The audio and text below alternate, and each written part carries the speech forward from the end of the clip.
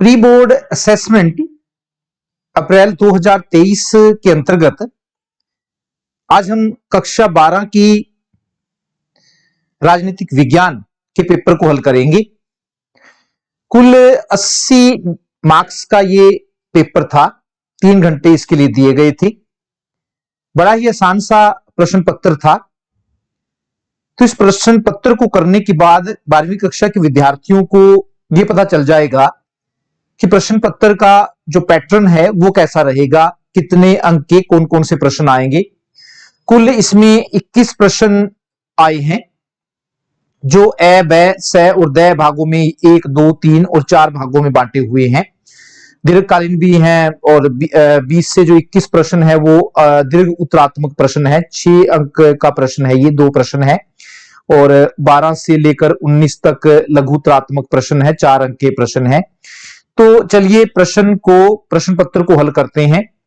और पहला प्रश्न है, प्रश्न पहले का ही पहला भाग, प्रश्न 1 पार्ट 1 उसका, 5वें आम चुनाव के बाद भारत के प्रधानमंत्री कौन बने। 1 नंबर का प्रश्न है। 5वें प्रधानमंत्री, जो 5वें लोकसभा के जो आम चुनाव थे वो 1971 में हुए थे और 5वें लोकसभा के चुनाव के बाद भारत के प्रधानमंत्री कौन बने। 4 ऑप्शन इसमें दिए गए हैं। क इंदिरा गांधी, ख राजीव गांधी, ग अटल बिहारी वाजपेयी और घ चंद्रशेखर। तो 5वें आम चुनाव के बाद श्रीमती इंदिरा गांधी भारत की प्रधानमंत्री बनी थी। दूसरा प्रश्न है, इस पहले प्रश्न का दूसरा पार्ट है, आपातकाल के दौरान हुए किस संवैधानिक संशोधन को लघु संविधान कहा जाता है। आपातकाल के दौरान हुए किस संवैधानिक संशोधन को लघु संविधान कहा गया है। तो इसमें भी 4 ऑप्शन है। क 38वां संशोधन, ख 39वां संशोधन, ग 40वां संशोधन और घ 42वां संशोधन। तो सही जवाब जो है वो घ है। 42वां संवैधानिक संशोधन जो था उसको लघु संविधान की संख्या दी जाती है। इंपॉर्टेंट प्रश्न है वार्षिक परीक्षा की दृष्टि से भी। पहले ही प्रश्न का तीसरा पार्ट है, राष्ट्रीय पिछड़ा आयोग का गठन कब किया गया। इसमें भी 4 ऑप्शन है। सन 1993 में, ख सन 1992 में, ग सन 1991 में और घ सन 1990 में। तो सही जवाब है क सन 1993 में राष्ट्रीय पिछड़ा आयोग की स्थापना की गई थी। चौथा पार्ट है, शिरोमणि अकाली दल निम्नलिखित में से किस राज्य का प्रमुख क्षेत्रीय दल है। 4 ऑप्शन है। क जम्मू कश्मीर, ख पंजाब, ग दिल्ली और घ हरियाणा। तो शिरोमणि अकाली दल जो है वो वास्तव में पंजाब का क्षेत्रीय राजनीतिक दल है। तो सही जवाब आएगा ख। 5वां पार्ट है, भारतीय जनता पार्टी का वर्तमान अध्यक्ष कौन है। तो वर्तमान अध्यक्ष जो हैं वो क दे रखे हैं अटल बिहारी वाजपेयी, ख जेपी नड्डा, ग लाल कृष्ण आडवाणी और घ सुषमा स्वराज। ये तो अब नहीं रहे हैं 2 व्यक्ति। तो इसका जो सही जवाब है वो ख है। जेपी नड्डा जो है वर्तमान समय में भारतीय जनता पार्टी के अध्यक्ष हैं। उसके बाद छठा पार्ट है कि सार्क के अब तक कितने सम्मेलन हो चुके हैं। इसमें भी 4 पार्ट दे रखे हैं। क 10, ख 11, ग 12 और घ जो है 18। तो अब तक जो है वो 18 शिखर सम्मेलन हो चुके हैं। तो सही जवाब है घ। उसके बाद 7वां पार्ट है पहले ही प्रश्न का, विश्व व्यापार संगठन WTO वर्ल्ड ट्रेड ऑर्गेनाइजेशन अस्तित्व में कब आया। तो इसमें भी 4 ऑप्शन है। क 1 जनवरी 1995 को, ख 1 फरवरी 1995 को, ग 1 दिसंबर 1994 को और घ है 1 दिसंबर 1995 को। तो सही जवाब है क 1 जनवरी 1995 को विश्व व्यापार संगठन अस्तित्व में आया था। 7वां पार्ट है इसका, जो 8वां पार्ट है पहले प्रश्न का, संयुक्त राष्ट्र संघ ने मानव अधिकारों की घोषणा कब की। इसमें भी 4 विकल्प दे रखे हैं। क 1945 में, ख 1947 में, ग 1948 में और घ है सन 1950 में। तो सही जवाब है जो संयुक्त राष्ट्र संघ ने मानव अधिकारों की घोषणा की थी वो 10 दिसंबर 1948 में की थी। तो सही जवाब घ है, ग है ग। उसके बाद जो है इन प्रश्नों के उत्तर 1 या 2 शब्दों में लिखें। ये भी 1-1 अंक के ही प्रश्न है। तो इसमें 9वां पहले प्रश्न का ही 9वां पार्ट है, कांग्रेस पार्टी की स्थापना किस वर्ष हुई। वर्ष पूछा गया है तो कांग्रेस पार्टी की स्थापना 1885 ईस्वी में हुई थी। अगला है 10वां पार्ट है, भारत में योजना आयोग की स्थापना कब की गई थी? तो योजना आयोग की जो स्थापना थी वो 15 मार्च 1950 में की गई थी। उसके बाद प्रश्न जो एक का ही 11वां पार्ट है, बर्लिन की दीवार कब गिराई गई? बर्लिन की दीवार कब गिरी? तो जो बनी है 1961 में बर्लिन की दीवार बनाई गई थी और 1989 में 1989 में इस दीवार को गिरा दिया गया था। तो सही जवाब है 1989 में इसको गिरा दिया गया था। 12वां पार्ट है प्रश्न नंबर 1 का ही, क्या भारत आसियान का सदस्य देश है? पूछा गया है आसियान का सदस्य देश है, तो इसका सही जवाब है नहीं, भारत जो है आसियान का सदस्य देश नहीं है। उसके बाद जो है रिक्त स्थानों की पूर्ति करें, फिल इन द ब्लैंक्स पूछे गए हैं, ये भी पहले ही प्रश्न के अगले पार्ट है। तो पहले प्रश्न का 13वां पार्ट जो है वो है कि 15 अगस्त 1947 को लाल किले की प्राचीर से खालिस्तान ने ऐतिहासिक भाषण दिया। तो पहला जो भाषण था वो पंडित जवाहरलाल नेहरू ने दिया था लाल किले की प्राचीर से। इसी पर प्रकार जो है पहले प्रश्न का ही 14वां पार्ट है, 1962 में खालिस्तान डैश ने भारत पर आक्रमण किया। तो चीन ने 1962 में भारत पर आक्रमण किया था। 15वां पार्ट है कि डैश का परिणाम द्विध्रुवीय व्यवस्था है। तो जो शीत युद्ध का जो परिणाम हुआ वो द्विध्रुवीय व्यवस्था थी, यानी कि पूरा जो विश्व था वो दो गुटों में बट गया था। इसी प्रकार जो 16वां पार्ट है प्रश्न नंबर 1 का ही, वो पूछा गया है कि विश्व का प्रथम बिजनेस स्कूल डैश में खुला था। तो विश्व का जो प्रथम बिजनेस स्कूल था वो 1881 में अमेरिका में, और अमेरिका में भी यूनिवर्सिटी ऑफ पेंसिल्वेनिया में इसलिए स्थापित किया गया था बिजनेस स्कूल पहला। तो 16 जो प्रश्न है वो एक एक अंक के हैं। इसी प्रकार सेक्शन बी की अगर हम बात करें तो इसमें वेरी शॉर्ट टाइप क्वेश्चन दे रखे हैं। ये दो अंक के प्रश्न हैं, जो ये यहां से 2 से स्टार्ट होते हैं।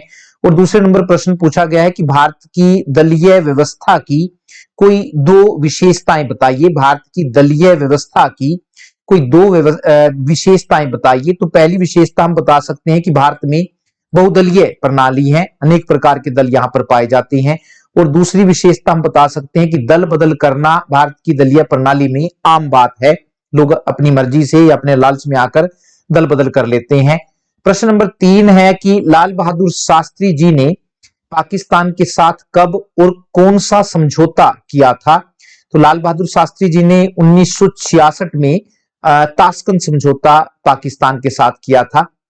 प्रश्न नंबर 4 जो है वो है कि प्रेस सेंसरशिप किसे कहा जाता है? प्रेस सेंसरशिप किसे कहा जाता है? तो इसका जवाब में हम कह सकते हैं कि जब समाचार पत्रों को कोई भी समाचार छापने से पहले सरकार की अनुमति लेनी पड़ती है तो इसे प्रेस सेंसरशिप कहते हैं। जब समाचार पत्रों को कोई भी समाचार छापने से पहले सरकार की अनुमति लेनी पड़ती है तो इसे प्रेस सेंसरशिप कहा जाता है। उसके बाद 5वां प्रश्न है कि पर्यावरण संरक्षण से संबंधित किन्हीं 2 आंदोलनों के नाम लिखो, पर्यावरण को बचाने के लिए जो चलाए गए थे। तो इसमें हम कह सकते हैं पहला है चिपको आंदोलन, ये पर्यावरण की सुरक्षा के लिए चलाया गया था, और दूसरा है नर्मदा बचाओ आंदोलन। तो ये 2 आंदोलन का आप नाम ले सकते हैं। प्रश्न नंबर 6 जो है वो पूछा गया है कि किन्हीं 2 क्षेत्रीय राजनीतिक दलों के नाम और उनसे संबंधित राज्यों के नाम लिखो। 2 क्षेत्रीय दलों के नाम बताने और किस राज्य में वो पाए जाते हैं वो भी बताने हैं। तो पहले नंबर पर हम लगा सकते हैं शिरोमणि अकाली दल बादल, ये एक पंजाब का क्षेत्रीय राजनीतिक दल है जो पंजाब में अपना प्रभाव रखता है। इसी प्रकार इंडियन नेशनल लोक दल, जिसको इनेलो कहते हैं, ये हरियाणा का क्षेत्रीय राजनीतिक दल है। तीसरे नंबर पर हम कह सकते हैं समाजवादी पार्टी, ये उत्तर प्रदेश का क्षेत्रीय राजनीतिक दल है। और इसी प्रकार एक और राजनीतिक दल आप नाम ले सकते हैं राष्ट्रीय जनता दल, जिसको राजद कहते हैं, तो ये बिहार का क्षेत्रीय राजनीतिक दल है। प्रश्न नंबर 7 जो है वो है कि पंजाब समझौता कब हुआ? इंपॉर्टेंट प्रश्न है वार्षिक परीक्षा की दृष्टि से भी। पंजाब समझौता कब हुआ, इसका मुख्य उद्देश्य क्या था? तो पंजाब समझौता 24 जुलाई 1985 को अकाली दल के तत्कालीन अध्यक्ष संत हरचंद सिंह लोंगोवाल और राजीव गांधी के बीच हुआ था। तो इस समझौते में निम्नलिखित बातें कही गई थी। पहली थी कि चंडीगढ़ पंजाब को दिया जाएगा। दूसरी जो बात कही गई थी, पंजाब और हरियाणा के बीच सीमा विवाद को सुलझाने के लिए एक आयोग की स्थापना की जाएगी। पंजाबी भाषी क्षेत्र पंजाब को सौंपे जाएंगे और हिंदी भाषी क्षेत्र हरियाणा को सौंपे जाएंगे। तीसरी जो बात कही गई थी समझौते में वो ये थी कि हरियाणा को नई राजधानी का निर्माण करने के लिए आर्थिक सहायता दी जाएगी। और चौथी बात थी कि पंजाब, हरियाणा और राजस्थान के बीच रावी ब्यास के पानी के बंटवारे को सुलझाने के लिए एक न्यायाधिकरण ट्रिब्यूनल की स्थापना की जाएगी। तो ये इसके अलावा एक और इसमें बात कही गई थी पंजाब समझौते में कि केंद्र सरकार उग्रवाद से प्रभावित लोगों को मुआवजा देने के लिए पंजाब सरकार को आर्थिक सहायता देगी। इसी प्रकार 8वां प्रश्न है कि शॉक थेरेपी मॉडल किसके द्वारा निर्देशित था। तो शॉक थेरेपी जो मॉडल था वास्तव में वो विश्व बैंक और अंतरराष्ट्रीय मुद्रा कोष द्वारा निर्देशित था। उन्हीं के कहने पर सुधार किए गए थे। प्रश्न नंबर 9 है, अमेरिका के सांस्कृतिक वर्चस्व के कोई 2 उदाहरण दीजिए कि किस प्रकार से अमेरिका की जो संस्कृति है वो दूसरे देशों पर अपना प्रभुत्व जमाने लगी है। अमेरिका के सांस्कृतिक वर्चस्व के कोई 2 उदाहरण दीजिए। तो इसमें हम कह सकते हैं जींस कल्चर जो है वो अमेरिका की देन है। इसी प्रकार पेप्सी कल्चर और फास्ट फूड कल्चर जो चल पड़ा है ये भी अमेरिकी संस्कृति की देन है। और शॉपिंग मॉल ये भी अमेरिकी संस्कृति की देन है। प्रश्न नंबर 10 जो है वो पूछा गया है कि सार्क के प्रारंभिक सदस्य देशों की संख्या कितनी थी। सार्क के प्रारंभिक सदस्य देशों की संख्या कितनी थी, इनके नाम लिखने सदस्य देशों के। तो सार्क के प्रारंभिक सदस्य देशों की संख्या 7 थी। वर्तमान समय में 8 है सार्क में। तो जिनके नाम इस प्रकार है, एक भारत है, पाकिस्तान, बांग्लादेश, 4 नंबर पर नेपाल, फिर भूटान, श्रीलंका और मालदीव। ये 7 देश जो थे वो सार्क के सदस्य देश थे प्रारंभ में। प्रश्न नंबर 11 जो है इंपॉर्टेंट है, संयुक्त राष्ट्र संघ के मुख्य अंगों के नाम लिखिए। तो संयुक्त राष्ट्र संघ के जो हैं वास्तव में वो 6 अंग है। और इसमें पहले नंबर पर महासभा, फिर सुरक्षा परिषद, सामाजिक और आर्थिक परिषद, न्यास परिषद, अंतरराष्ट्रीय न्यायालय और सचिवालय। तो ये इसके 6 अंग है। तो कुल ये जो 11 प्रश्न है ये 2-2 नंबर के हैं। इसी प्रकार सेक्शन सी जो है वो वास्तव में शॉर्ट आंसर टाइप क्वेश्चन का है। और इसमें ये 4-4 अंक के प्रश्न है सारे के सारे जो 12 से स्टार्ट होते हैं। और 12वें नंबर पर जो प्रश्न पूछा गया है वो पूछा गया है कि भारतीय गुटनिरपेक्षता की कोई 4 विशेषताएं बताइए कि भारत ने जो गुटनिरपेक्षता की नीति अपनाई है वो क्या उसकी विशेषताएं हैं। तो हम कह सकते हैं कि यह सैनिक गठबंधनों का विरोध करती है। जो भारत की गुटनिरपेक्षता की नीति है वो सैनिक गठबंधनों का विरोध करती है। दूसरी जो विशेषता है वो ये है कि यह विश्व शांति की स्थापना पर बल देती है। तीसरी, यह साम्राज्यवाद, उपनिवेशवाद और रंग भेद की नीति का विरोध करती है। चौथी विशेषता हम कह सकते हैं कि सभी देशों को अपनी स्वतंत्र विदेश नीति बनाने पर बल देती है। और 5वीं विशेषता है कि यह सभी राष्ट्रों के साथ मित्रतापूर्ण व्यवहार करने पर जोर देती है। तो ये है इसकी विशेषता, इंपॉर्टेंट है परीक्षा की दृष्टि से भी। प्रश्न नंबर 13 की अगर हम बात करें तो पूछा गया है कि 1960 के दशक को खतरनाक दशक क्यों कहा जाता है। 1960 के दशक को खतरनाक दशक क्यों कहा जाता है। तो 1960 के दशक को खतरनाक दशक इसलिए कहा जाता है क्योंकि इस दौरान 2 प्रधानमंत्रियों की जल्दी जल्दी मृत्यु होने के कारण जहां उत्तराधिकार का प्रश्न खड़ा हुआ, वहीं दूसरी ओर देश के सामने गरीबी, बेरोजगारी, सांप्रदायिकता तथा क्षेत्रीय विभाजन जैसी समस्याएं खड़ी थी। इन कठिनाइयों के कारण देश में लोकतंत्र के असफल होने का खतरा पैदा हो गया था। इसलिए 1960 के दशक को खतरनाक दशक कहा जाता है। प्रश्न नंबर 14 जो है वो पूछा गया है कि चिपको आंदोलन करने वालों की मुख्य मांगे क्या थी, कि जिन्होंने चिपको आंदोलन चलाया था, चिपको आंदोलन करने वालों की मुख्य मांगे क्या थी। तो जो मांगे हैं हम कह सकते हैं कि नंबर 1 पर है कि प्राकृतिक संसाधनों जैसे जंगल पर स्थानीय लोगों का अधिकार होना चाहिए। एक तो उनकी ये मांग थी। दूसरा उनकी मांग थी कि जंगलों की अंधाधुंध कटाई पर रोक लगाई जानी चाहिए, और तीसरी मांग थी कि जंगल की कटाई का काम किसी बाहरी व्यक्ति को नहीं दिया जाना चाहिए। तो इन्हीं बातों को लेकर यह आंदोलन चलाया गया था। प्रश्न नंबर 15 जो है वो पूछा गया है कि गठबंधन सरकार के कोई 4 लक्षण या विशेषताएं, हम कह सकते हैं इनको, गठबंधन सरकार के कोई 4 लक्षण बताइए। तो पहला हम कह सकते हैं विशेषता कि गठबंधन सरकार में कम से कम 2 राजनीतिक दल शामिल होते हैं। दूसरी विशेषता है गठबंधन सरकार में शामिल सभी राजनीतिक दल सबसे पहले सर्वसम्मति से अपने नेता का चुनाव करते हैं और इसके बाद उसके नेतृत्व में सरकार का गठन करते हैं। तीसरा लक्षण है कि गठबंधन सरकार का एक न्यूनतम साझा कार्यक्रम होता है। यह कार्यक्रम गठबंधन में शामिल सभी राजनीतिक दलों द्वारा आपस में बातचीत करके तैयार किया जाता है। चौथी विशेषता है कि गठबंधन सरकार में कोई भी निर्णय लेने से पहले सभी दलों से विचार विमर्श किया जाता है। और पांचवा लक्षण है गठबंधन सरकारें प्रायः अस्थायी होती हैं, गिर जाती हैं किसी भी समय। यदि सरकार में शामिल कोई राजनीतिक दल अपना समर्थन वापस ले लेता है तो सरकार अल्पमत में आ जाती है। प्रश्न नंबर 16 है वो है कि अमेरिकी वर्चस्व के रास्ते में उत्पन्न किन्हीं 4 चुनौतियों का वर्णन कीजिए।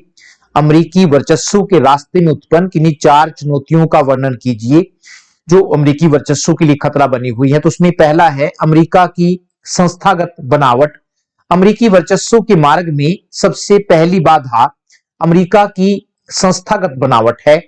अमेरिका में सरकार के तीनों अंगों के बीच शक्तियां बटी हुई हैं।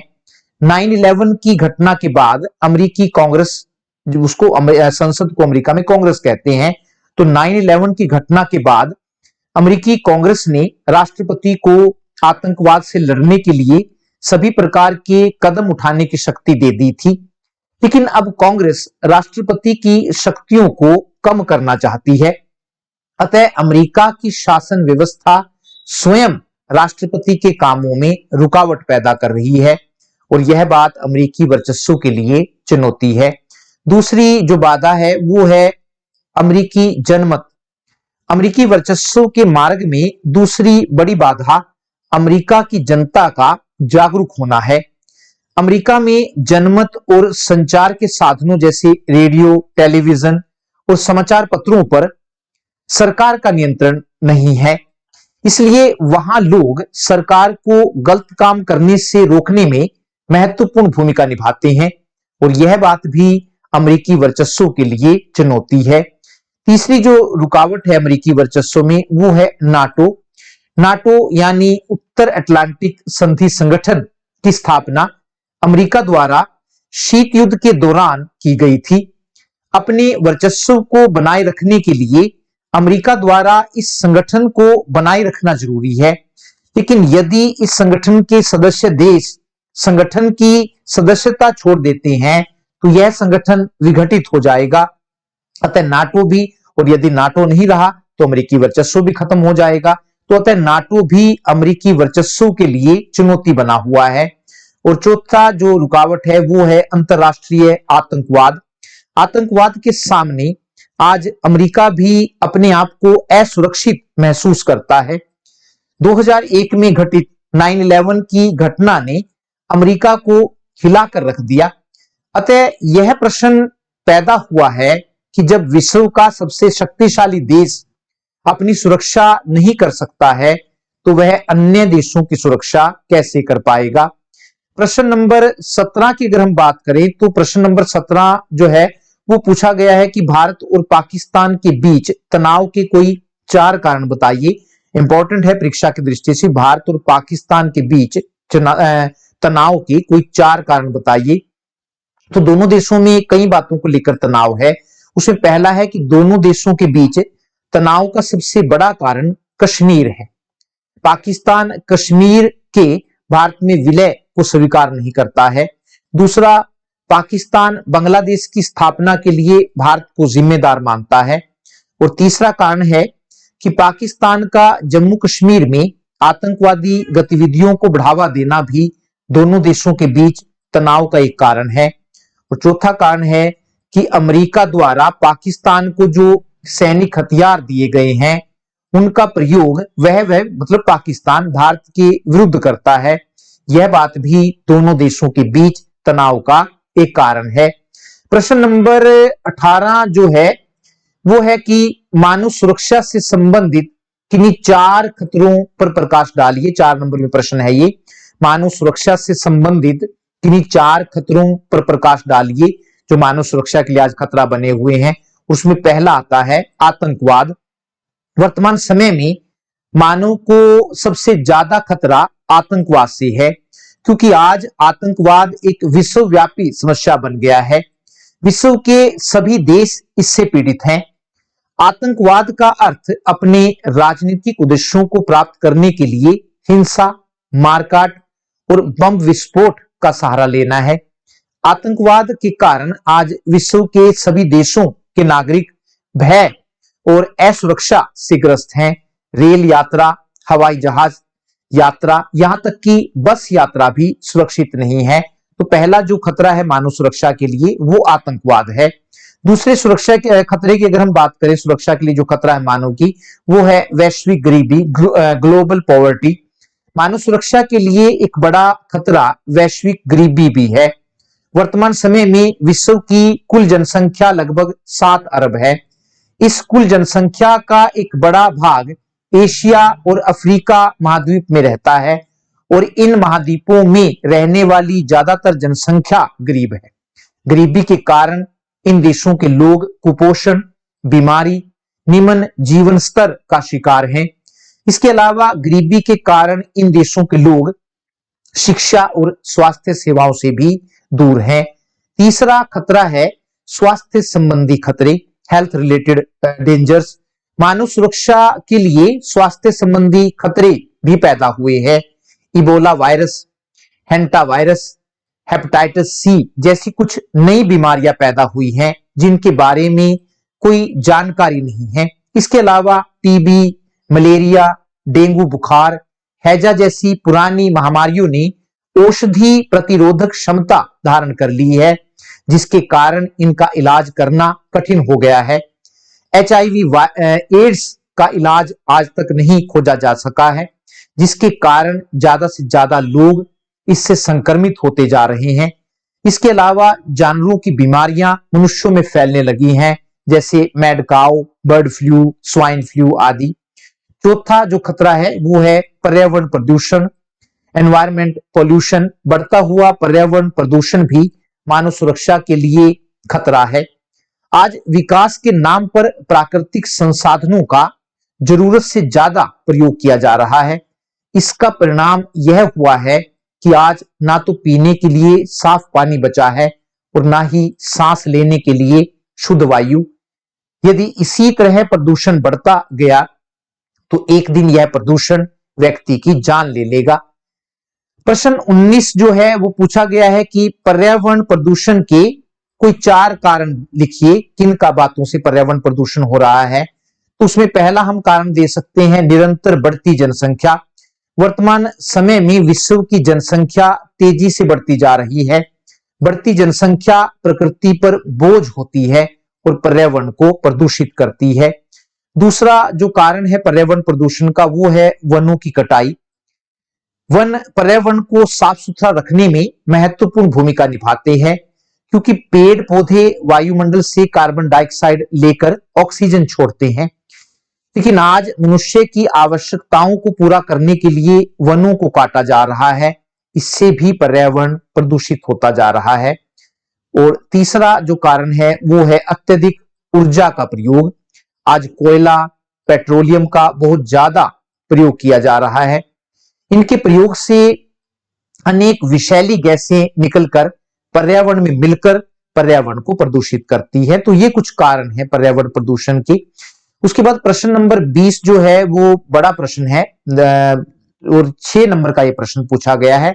अथवा इसमें करके राष्ट्र निर्माण के मार्ग में आने वाले बाधक तत्वों का वर्णन करो। राष्ट्र निर्माण के मार्ग में आने वाले बाधक तत्वों का वर्णन करो। तो राष्ट्र निर्माण के मार्ग में जो बाधक तत्व या बाधाएं हैं उसमें पहला हम कह सकते हैं जातिवाद। जातिवाद का अर्थ ऐसी संकीर्ण भावना से है जिसमें लोग अपनी जाति को तो श्रेष्ठ समझते हैं, लेकिन दूसरी जातियों को घृणा नफरत की दृष्टि से देखते हैं। यह भावना एक जाति के लोगों को दूसरी जाति के लोगों से दूर ले जाती है। इसके कारण उनमें एकता की भावना पैदा नहीं हो पाती है, जबकि राष्ट्र निर्माण के लिए लोगों में एकता की भावना का होना बहुत जरूरी है। दूसरा जो है बाधा जो है राष्ट्र निर्माण में, वो है संप्रदायवाद या फिर सांप्रदायिकता। सांप्रदायिकता का अर्थ ऐसी संकीर्ण भावना से, ऐसी छोटी सोच से है जिसमें एक धर्म के लोग अपने धर्म को तो श्रेष्ठ समझते हैं, लेकिन दूसरे धर्मों को घृणा की दृष्टि से देखते हैं। यह भावना एक धर्म के लोगों को दूसरे धर्मों के लोगों से दूर ले जाती है। इसके कारण उनमें एकता की भावना पैदा नहीं हो पाती है, जबकि राष्ट्र निर्माण के लिए लोगों में एकता की भावना का होना बहुत जरूरी है। तीसरा जो कारण है वो है क्षेत्रवाद। क्षेत्रवाद का अर्थ ऐसी संकीर्ण भावना से है, ऐसी छोटी सोच से है जिसमें किसी राज्य या उसके किसी क्षेत्र में रहने वाले लोग पूरे देश के बारे में न सोचकर केवल अपने क्षेत्र से लगाव रखते हैं और उसी के विकास के बारे में सोचते हैं। क्षेत्रवाद की इसी भावना के कारण आज भारत के लोग अपने आप को भारतीय नागरिक न समझकर पंजाबी, बिहारी, हरियाणवी, गुजराती कहलवाना ज्यादा अच्छा समझते हैं।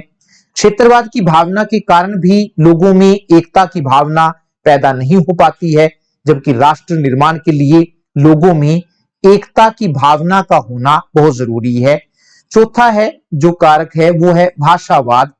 भाषावाद का अर्थ राष्ट्रीय भाषा की उपेक्षा करते हुए अपनी भाषा को अच्छा समझना है तथा दूसरी भाषाओं को निम्न दृष्टि से देखना है। हालांकि संविधान द्वारा हिंदी को राष्ट्रीय भाषा घोषित किया गया है, लेकिन फिर भी भारत में सभी लोग, खासकर दक्षिण भारत के लोग, उसे राष्ट्रीय भाषा मानने के लिए तैयार नहीं है। दक्षिण भारत के लोगों का कहना है कि हिंदी उत्तर भारत के लोगों की भाषा है, जिसे जबरदस्ती दक्षिण भारत के लोगों पर थोपा जा रहा है। अतः अलग अलग भाषाएं होने के कारण भी भारत के लोगों में एकता की भावना पैदा नहीं हो पाई है, जबकि राष्ट्र निर्माण के लिए लोगों में एकता की भावना का होना बहुत जरूरी है। पांचवा है गरीबी। जीवन यापन के लिए मौलिक आवश्यकताओं का पूरा न हो पाना गरीबी है, गरीबी कहलाता है। गरीबी भी राष्ट्र निर्माण के मार्ग में एक बाधा है, क्योंकि गरीब व्यक्ति के लिए सबसे बड़ी चिंता अपने लिए 2 वक्त की रोटी जुटाना होती है। देश प्रेम नाम की उसमें कोई चीज नहीं होती है, इसलिए उसमें एकता की भावना पैदा नहीं हो पाती, जबकि राष्ट्र निर्माण के लिए लोगों में एकता की भावना का होना बहुत जरूरी है। छठा जो है वो है क्षेत्रीय असंतुलन। क्षेत्रीय असंतुलन का अर्थ देश के सभी क्षेत्रों का समान विकास न होना है, या जब कुछ क्षेत्रों का अधिक विकास हो जाता है और कुछ क्षेत्र विकास की दौड़ में पीछे रह जाते हैं, तो इसे क्षेत्रीय असंतुलन कहते हैं। स्वतंत्रता प्राप्ति के बाद देश के सभी क्षेत्रों का समान विकास नहीं हो पाया है। जिन क्षेत्रों का पूर्ण विकास नहीं हो पाया है, वे अपने आप को देश से कटा हुआ महसूस करते हैं, जिसके कारण उनमें एकता की भावना पैदा नहीं हो पाई है, जबकि राष्ट्र निर्माण के लिए लोगों में एकता की भावना का होना बहुत जरूरी है। सातवां जो है वो कारक है प्रशासनिक भ्रष्टाचार। भाई भतीजावाद, लाल फीताशाही तथा प्रशासन में राजनीतिक हस्तक्षेप ने प्रशासन को इतना प्रभावित कर दिया है कि आज उच्च स्तर से लेकर निचले स्तर तक भ्रष्टाचार फैला हुआ है। आज खाओ, खिलाओ और खाने दो का तरीका चल पड़ा है। हर कोई देश को लूटने में लगा हुआ है। इन सब बातों के कारण भी लोगों में एकता की भावना पैदा नहीं हो पाई है, जबकि राष्ट्र निर्माण के लिए लोगों में एकता की भावना का होना बहुत जरूरी है। इसी प्रकार प्रश्न 20 में जो अथवा करके पूछा गया है कि वो है गुट निरपेक्ष आंदोलन के मुख्य सिद्धांतों का वर्णन कीजिए। तो हम कह सकते हैं कि 1945 में जब दूसरा विश्व युद्ध खत्म हुआ तो दो शक्तिशाली देश उभर कर सामने आए, एक अमेरिका और दूसरा सोवियत संघ। इन दोनों देशों ने अपनी अपनी शक्ति को बढ़ाने के लिए विश्व के देशों को अपने गुट में मिलाना शुरू कर दिया, जिसके कारण पूरा विश्व दो गुटों में बंट गया। लेकिन भारत सहित कुछ नए स्वतंत्र देशों ने दोनों गुटों में शामिल न होने का निर्णय लिया, क्योंकि ये देश इस बात को अच्छी तरह से जानते थे कि किसी एक गुट में शामिल होने का अर्थ दूसरे गुट को नाराज करना था।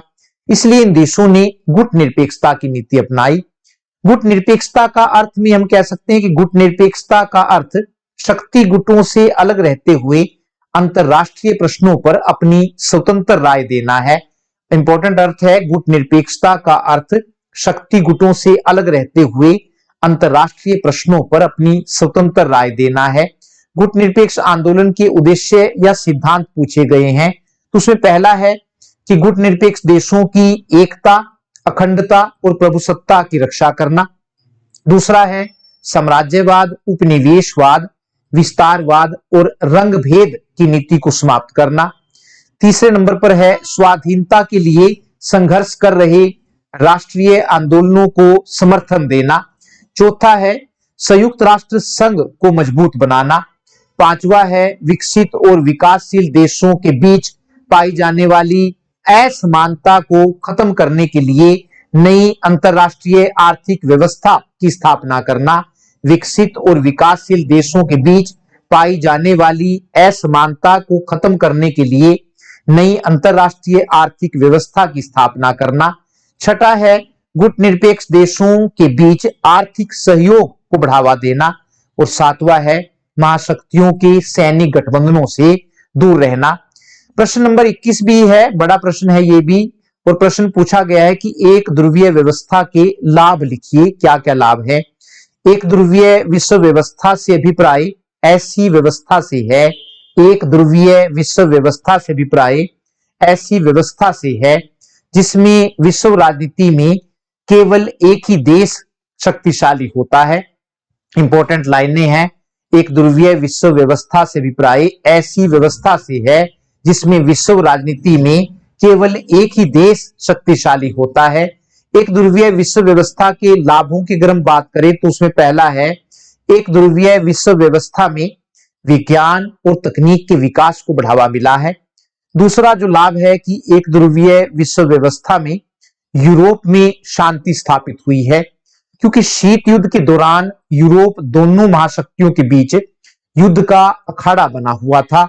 पूर्वी यूरोप के देश सोवियत संघ के गुट में शामिल थे तथा पश्चिमी यूरोप के देश अमेरिका के गुट में शामिल थे।